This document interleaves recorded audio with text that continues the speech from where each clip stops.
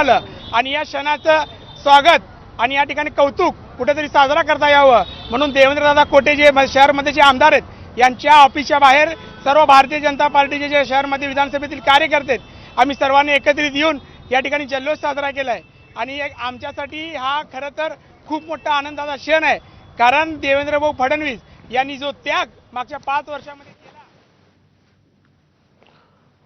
तेव्हा शपथविधी सोहळा पार पडला आणि आता अर्थातच ठिकठिकाणी कार्यकर्ते आपल्या भावना व्यक्त करतायत।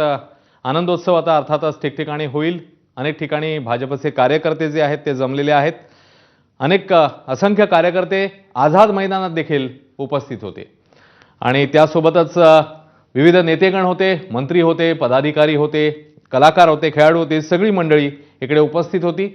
या सगळ्याची अपडेट आपल्याला घ्यायचीच आहे पण सुरुवातीला एक नजर हेडलाईन्सवर।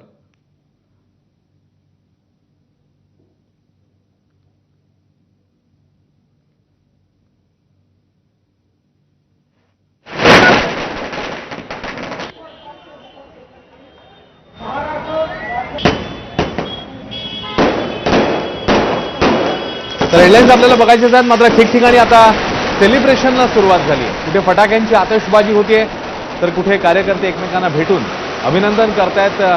देवेंद्र फडणवीस पुन्हा एकदा राज्याचे मुख्यमंत्री म्हणून विराजमान झालेले आहेत आणि त्याचा आनंद ठिकठिकाणी भाजपचे कार्यकर्ते आता साजरा करतायत। ठिकठिकाणी मोठ्या स्क्रीनवर हा सोहळा अनेक लोकांनी पाहिलेला होता। त्याच्यासाठी मोठमोठे स्क्रीन वेगवेगळ्या रस्त्यांवर लावण्यात आले होते।